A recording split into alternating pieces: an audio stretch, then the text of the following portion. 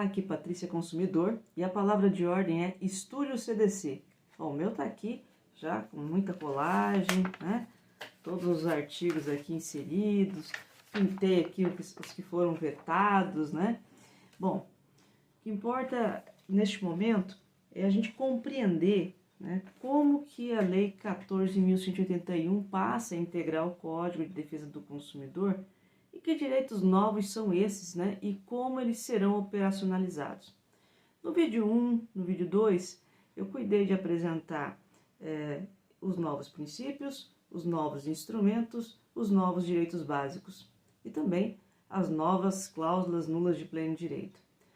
A partir de agora, apesar de adorar seguir uma sequência, eu vou fazer o seguinte: eu vou comentar os dois capítulos que foram inseridos no código, né? Mas não vou seguir o ordenamento previsto aqui da lei. Então eu vou saltar a parte que fala do crédito responsável, porque eu vou trazer isso num vídeo próprio, e agora eu vou cuidar de definir e esclarecer bem como funciona essa prevenção e esse tratamento do sobreendividamento. Será ainda de uma maneira preliminar, tá? Porque traz muitas informações novas e valiosas. Então vamos lá. Eu vou partir agora para o artigo 54A. No artigo 54A, a gente tem o conceito de superendividamento, logo no parágrafo 1º. Então, que fique claro que não se trata de perdão de dívida.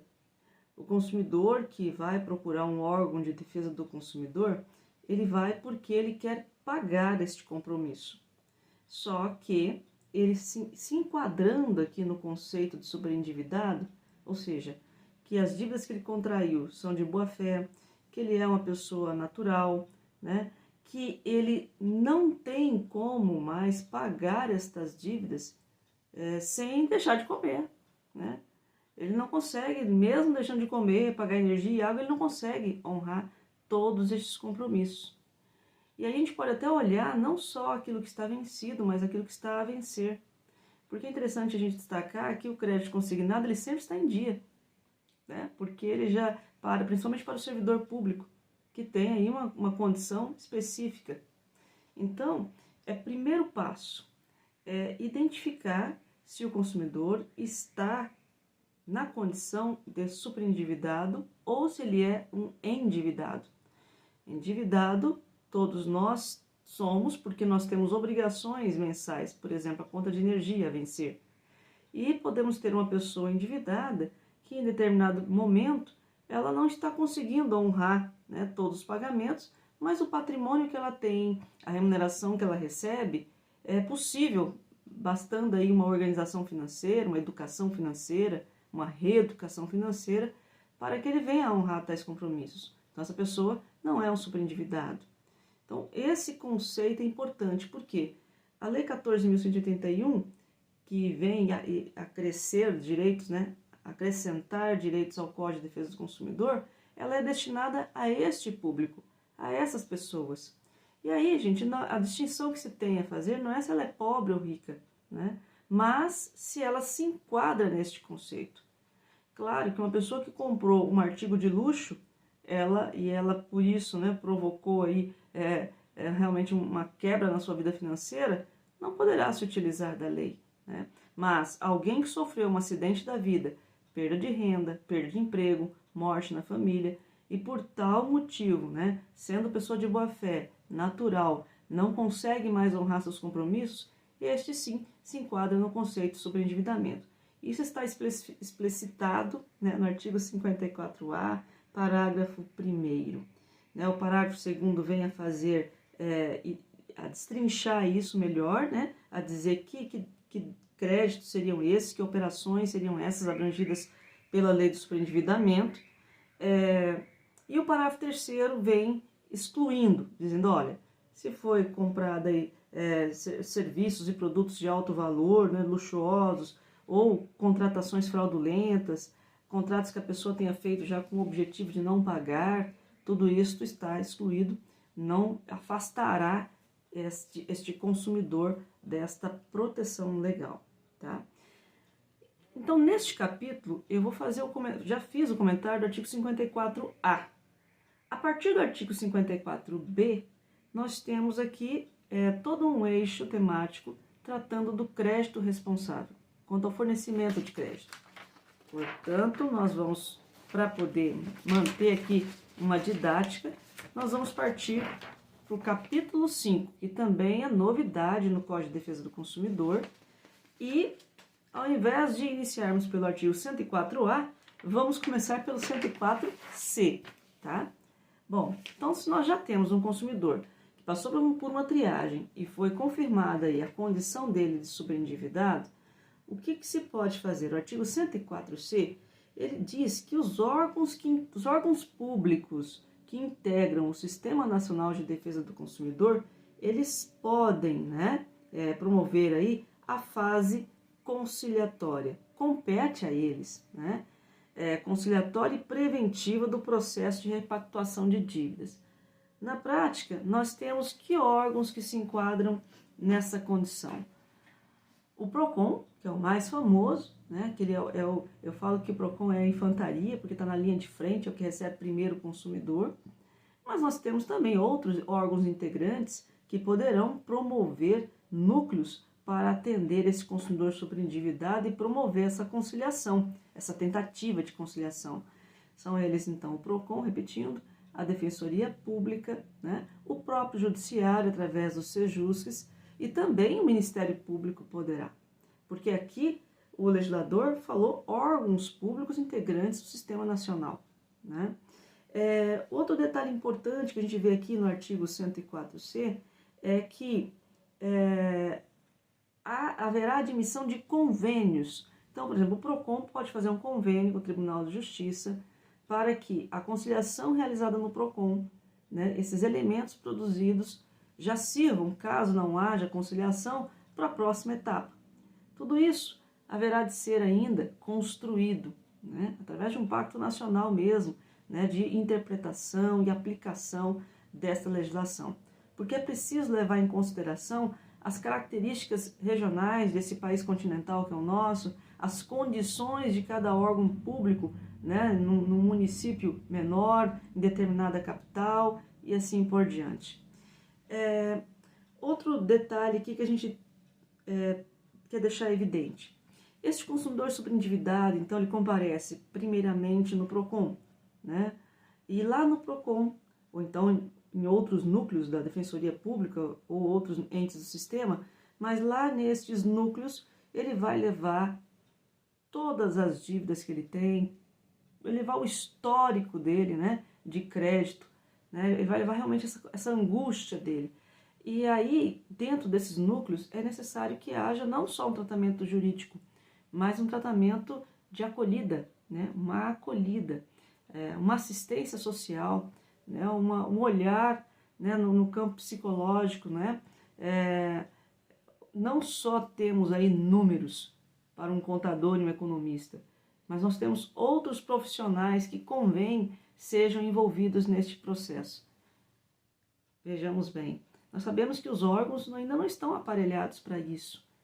Então, por isso que eu disse outrora, disse há pouco, é uma construção, é um desafio, mas é em prol de realizar isso que nós chamamos de dignidade da pessoa humana, que é garantir esse mínimo existencial. Hoje, os mutirões que acontecem para a quitação de dívidas, que são promovidos por PROCONs e por outros entes também, eles não satisfazem plenamente o direito do consumidor, não do sobreendividado, porque quando ele é posto a negociar com um banco, com um credor, ou com seus 5, 6 credores, mas todos separadamente, cada um impõe sua condição de pagamento. E essas condições de pagamento respeitam a real condição que o consumidor tem para pagar, muitas vezes. Então ele faz lá um parcelamento com 2, 3, 5 credores, depois do 5º mês, a realidade que se tem é que esse consumidor não consegue honrar tais compromissos. Tanto por ele não ter planejado esse pagamento, como também pela falta de uma reeducação financeira. Tudo isso tem que caminhar junto, e tem que ser realizado de uma forma para trazer novamente esse consumidor para o mercado de consumo. É claro, então, que o consumidor, ele traz lá toda a situação do endividamento dele e ele deverá ser entrevistado, porque, apesar de eu estar falando muito do consumidor, o superendividamento é sempre da família. Mas em muitos casos, somente o arrimo de família, né, o pai de família, né, a mãe, né, que cuida muitas vezes sozinha de seus filhos também, ou a avó, ela traz para si somente essa obrigação. Né? E tem lá os filhos ainda gastando demasiadamente ou com despesas supérfluas que poderiam ser cortadas e o superendividamento é da família. Né? Mas quem está sofrendo todo aquele impacto muitas vezes é uma pessoa só.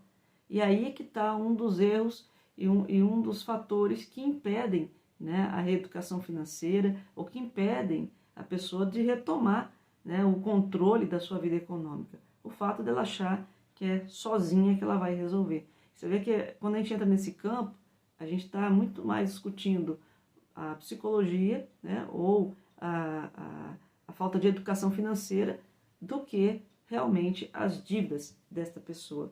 Então, os núcleos, eles servirão muito para isso, para o próprio consumidor se perceber, né, no emaranhado de compromissos financeiros que ele tem, entender qual é o ganho real dele, qual é o valor total da dívida dele e como que ele poderá negociar isso com esses fornecedores ao mesmo tempo, né, ou pelo menos em bloco, percebendo o que é possível honrar para cada um ou quais que terão que aguardar, né, para que ele possa, no meio disso tudo, garantir a sua sobrevivência, continuar pagando o seu aluguel, continuar pagando a sua conta de energia, de água, enfim, e a sua alimentação, o mínimo que a pessoa precisa para sobreviver. Bom, e se não houver acordo, né, nestes núcleos do sistema? Qual é o próximo passo?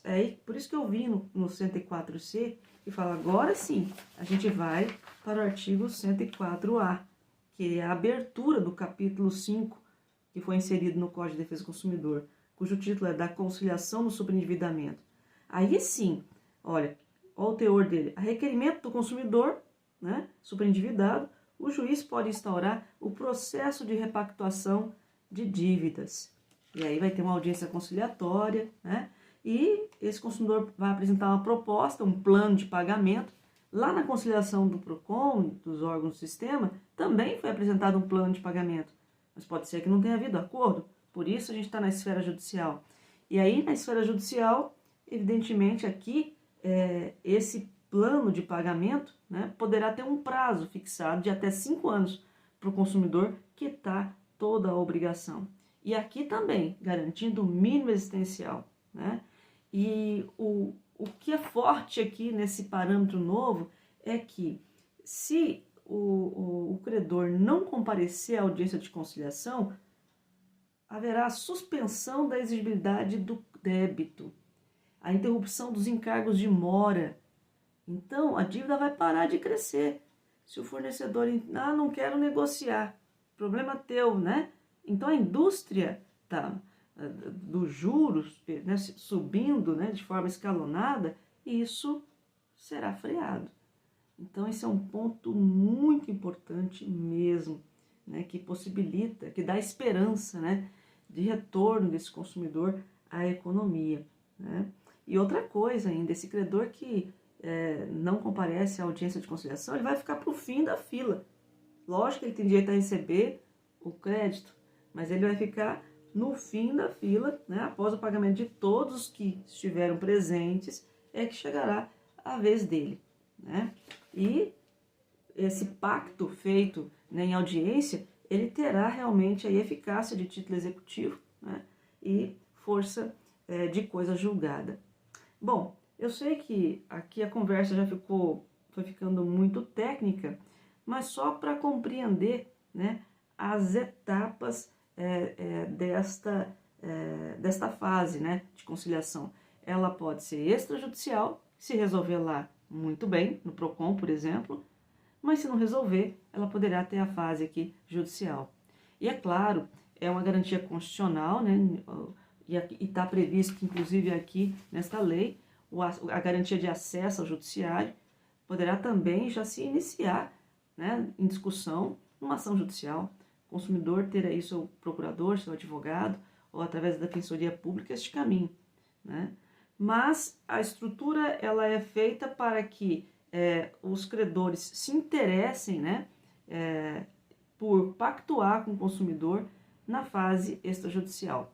Bom, aqui a gente já falou demais por hoje, né? Eu queria traçar essa linha, acredito que tenha atingido o objetivo. Eu peço que divulguem este vídeo, tá?